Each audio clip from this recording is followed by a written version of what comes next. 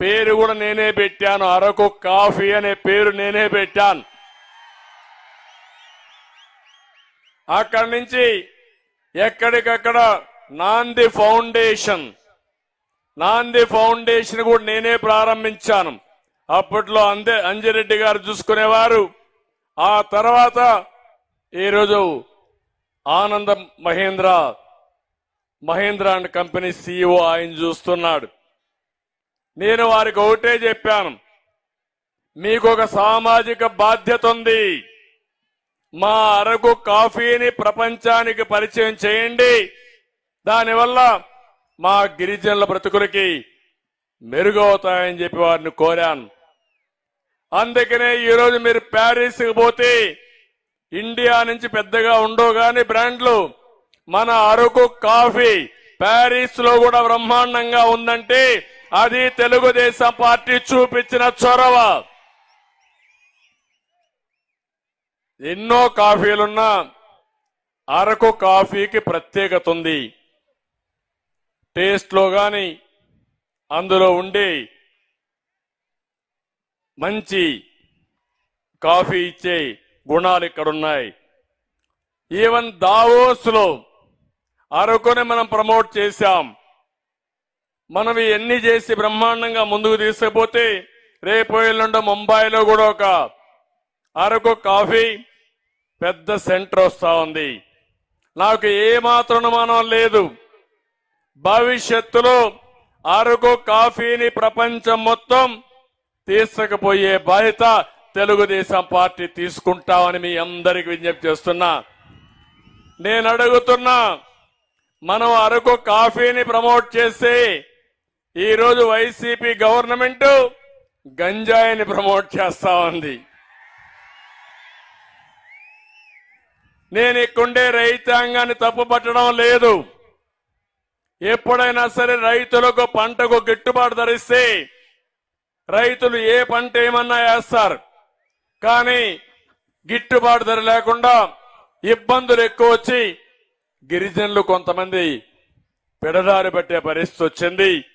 దీనివల్ల కూడా మీరు చూస్తే ఇక్కడుండే యువత నిర్వీర్యం అయిపోతారు. నేను చూసినప్పుడు ఎక్కడ చూసినా యువతే కనపడ్డారు నాకు. వీళ్ళు గాని ప్రోత్సహిస్తే ప్రపంచాన్ని జయించే శక్తి మన తెలుగు వారికి సొంతం, అందులో మన యువతకే సొంతం. అది నా ఆలోచన. ఒక ఉదాహరణ చెప్తున్నాను మీకు. 25 సంవత్సరాల కంటే ముందు ప్రారంభించాం. నేను ఐటీ తీసుకొచ్చాను, అప్పుడే సెల్ ఫోన్లు తీసుకొచ్చాం. ఈ రోజు నేను వస్తా ఉంటే ప్రతి ఒక్కడూ ఒక సెల్ ఫోన్ పెట్టుకుని నా మీటింగ్ అంతా షూటింగ్ చేస్తూ ఇంట్లో ఉండే వాళ్ళ ఆడవాళ్ళకు చూపించే పరిస్థితికి వచ్చారు. టెక్నాలజీ ప్రతి ఒక్కరికి అందుబాటులోకి వచ్చింది. ఈ రోజు కొండ ప్రాంతంలో ఉండే మనకు కూడా ప్రపంచం మొత్తం అనుసంధానం చేసుకున్నాం. దీన్నే సక్రమంగా ఉపయోగించుకోగలిగితే ఏదైనా చేసే పరిస్థితి వస్తుంది. కానీ ఈ రోజు ప్రభుత్వం గిరిజన వ్యతిరేక ప్రభుత్వం, గిరిజనుల పొట్టగొట్టే ప్రభుత్వం, మిమ్మల్ని పట్టించుకోని ప్రభుత్వం అని చెప్పి కూడా నేను మీకు తెలియజేస్తున్నా. మీరందరూ కూడా మనం నమ్మారు. నమ్మితే నమ్మించి గొంతు కోసిన వ్యక్తి ఈ జగన్మోహన్ రెడ్డి. నేను అడుగుతున్నా ఇక్కడే మిమ్మల్ని అందరినీ, మీకెవరికైనా న్యాయం జరిగిందా అని మిమ్మల్ని అడుగుతున్నా. ఒకసారి గతంలోకి వెళ్ళండి. నేనే గిరిజనులో ఒక చైతన్యం తీసుకురావాలని ఆ రోజు చైతన్యం అనే పేరు పెట్టి గిరిజన సంక్షేమానికి నాంది పలికాం. గురుకుల పాఠశాలలో పెట్టింది తెలుగుదేశం పార్టీ. ఒకప్పుడు మన నాయకుడు ఎన్టీ రామారావు గారు గిరిజనుల్లో చాలా మంది చదువుకుంటున్నారు కానీ ఇంకా చదువుకోవాలి, టీచర్లు కూడా వీళ్ళు సరిగా లేరు, బయట వాళ్ళు వచ్చి ఇక్కడ టీచ్ చేస్తున్నారనే ఉద్దేశంతో ఆ రోజు బీఈడీ పాస్ కాకపోయినా, టీచర్ ట్రైనింగ్ లేకపోయినా గిరిజన ప్రాంతంలో గిరిజనులకే ఉపాధ్యాయ నియామకాలు ఇచ్చింది ఎన్టీ రామారావు గారు. ఆ తర్వాత 2003లో నేను ముఖ్యమంత్రి అయినప్పుడు ఆలోచించాను. జీవో నెంబర్ 3 తీసుకొచ్చింది నేనే తీసుకొచ్చా. ఆ జీవో నెంబర్ 3 వరకు ఇక్కడ ఉండే ఉద్యోగాలు ఇక్కడ వాళ్ళకే ఇవ్వాలని, టీచర్లు గాని మిగిలిన ఉద్యోగాలు మీకే ఇవ్వాలని నేను సంకల్పించాను. మీరందరూ 2 సార్లు ఓటేశారు కదా అతనికి, జగన్మోహన్ రెడ్డికి. 2014లో వేశారు, 2019లో వేశారు. నేను అడుగుతున్నా, నేను ఇచ్చిన జీవో నెంబర్ 3ని ఎందుకు రద్దు చేశారో సమాధానం చెప్పే ధైర్యం ఈ ముఖ్యమంత్రికి ఉందా అని మిమ్మల్ని అడుగుతున్నా. ఇది అన్యాయం అవునా కాదా అని మిమ్మల్ని అడుగుతున్నా. ఇది గిరిజనులకు ద్రోహం అవునా కాదా? ఇంకా మీ కోపం రాలా? వచ్చిందా కోపం? ఏం తమ్ముళ్ళు మిమ్మల్ని అడుగుతున్నా, జాబ్ క్యాలెండర్ అన్నాడా లేదా? ఇచ్చాడా ఉద్యోగం? జాబ్ క్యాలెండర్ వచ్చిందా మీకు? ఇంకా ప్రింటింగ్ ప్రెస్ లో ఉంది, ప్రింట్ చేస్తున్నారు జాబ్ క్యాలెండర్. ఎక్కడికి పోతున్నాం?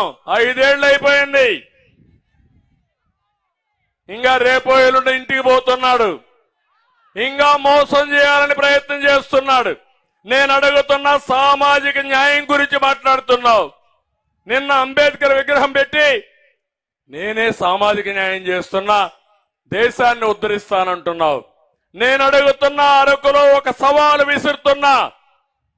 ఇక్కడుండే గిరిజనులకు జీవో నెంబర్ 3 ఇస్తే దీన్ని ఎందుకు తీసేశారో సమాధానం చెప్పే ధైర్యం ఈ ముఖ్యమంత్రికి ఉందా అని అడుగుతున్నా.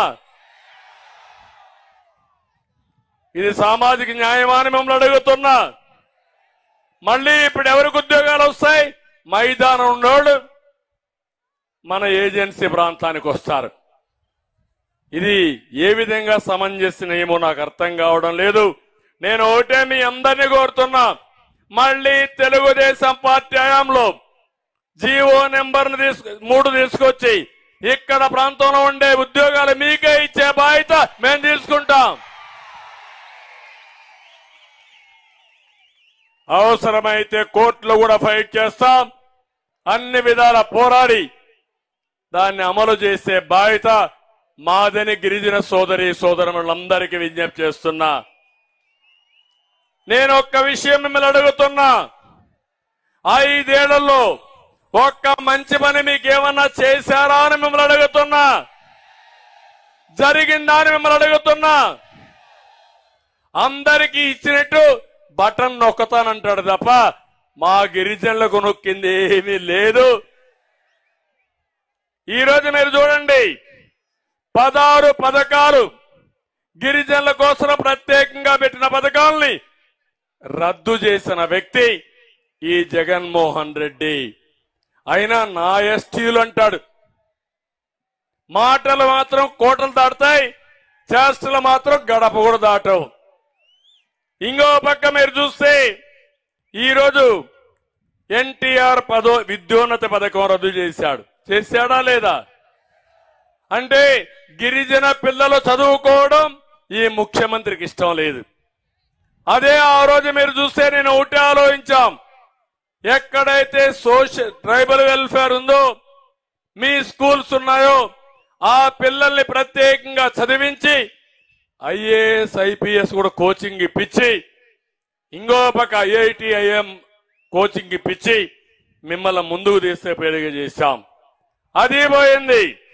విదేశాలకి గిరిజన పిల్లలు ప్రపంచంలో ఎక్కడ చదువుకోవాలన్నా మీకు స్కాలర్షిప్లు ఇచ్చిన పార్టీ తెలుగుదేశం పార్టీ. అది కూడా తీసేశారు ఈరోజు.